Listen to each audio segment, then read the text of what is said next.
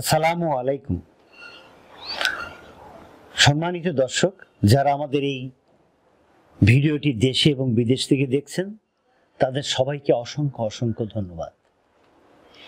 আপনারা প্রায়ই আমাকে প্রশ্ন করেন, আমি কি আসার সময় এক্স-রে অথবা এমআরআই করে আসব? আবার অনেক সময় যে সমস্ত রুগীকে আমি আমার চেম্বারে দেখি, রুগীরা অনেক সময় প্রশ্ন করেন, আমি তো এমআরআই করে আসছি, এক্স-রে কেন করব? আবার যিনি এক্স-রে করে আসেন তিনি অবশ্য এমআরআই করতে বললে এমআরআই করতে চান। কিন্তু এমআরআই এবং এক্স-রে আপনাকে কি সব তথ্য দেয়?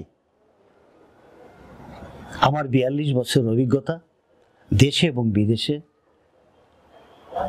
আমার প্র্যাকটিসে আমি যা দেখি তাতে এমআরআই এবং এক্স-রে পূর্ণ এই অভিজ্ঞতাতে দেখেছি এক্স-রে এবং এমআরআই আমাদেরকে সঠিক ডায়াগনোসিস করতে সাহায্য করে।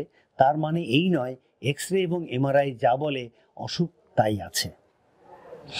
যেমন একটি পেশেন্ট এমআরআই করে এসছে এবং এমআরআইতে দেখা যাচ্ছে তার ডিস্ক হার্নিয়েশন L4 L5 লেভেলে।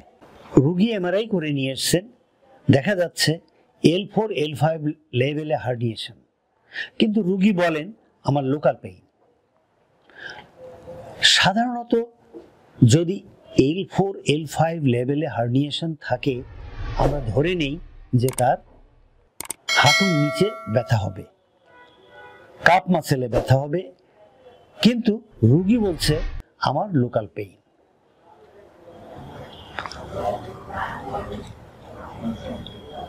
অন্য রুগী যিনি এমআরআই করে নিয়ে এসছেন, দেখা গেছে যে তার এমআরআইতে দেখা যাচ্ছে নর্মাল, কিন্তু রুগী বলে আমার হিপ পকেট যেখানে থাকে, যেখানে মানি ব্যাগ রাখি, এখান থেকে ব্যথা হয়ে পায়ের দিকে যায়।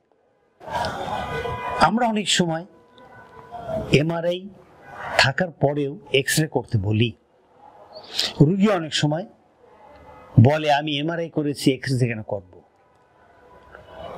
সম্মানিত দর্শক, আমরা যখন এক্স-রে করি অনেক সময় আমরা দেখতে পাই এক্স-রেতে মাসেল ইমব্যালেন্স, স্পেশালি বিশেষ করে আপনার যে লোডোটিক কার্ভ থাকার কথা, আমি যেটা বলে থাকি কিপ ইউর ব্যাক হলো, যে ব্যাক হলো থাকার কথা, সেখানে দেখা যায় লাম্বার লোডোসিস অবলিটারেটেড, অথবা লাম্বার লোডোসিস ফ্ল্যাট অথবা স্ট্রেট হয়ে গেছে। এর কারণ হলো আপনার মাসেল ইমব্যালেন্স, মাসেলে প্রবলেম অরিজিনে।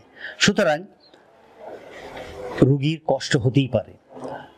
অন্যদিকে আমি আপনাকে একটু আগেই বলেছি, আমাদের যেখানে মানিব্যাগ থাকে সেখান থেকে ব্যথা হয়ে পায়ে যায়। এর অন্যতম কারণ হচ্ছে পাইরিফর্মিস সিনড্রোম, পাইরিফর্মিস প্রবলেম। আর এই পাইরিফর্মিস প্রবলেম আমরা সাধারণত এমআরআই এক্স-রেতে দেখতে পাই না। ফিজিক্যাল এক্সামিনেশন করে আমরা এই পাইরিফর্মিস বের করি। এক্ষেত্রে আমরা আপনাদের দৃষ্টি আকর্ষণ করব,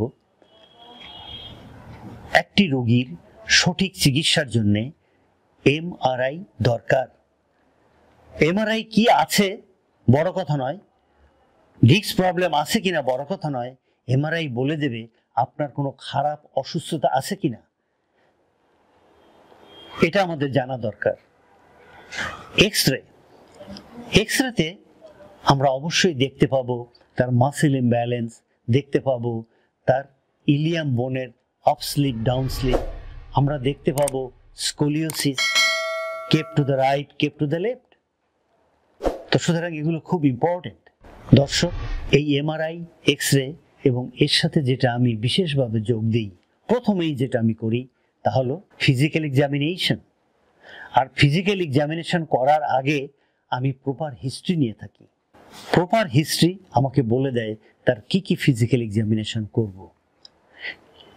এছাড়াও আমরা কিছু এডিশনাল এক্সামিনেশনও করে থাকি।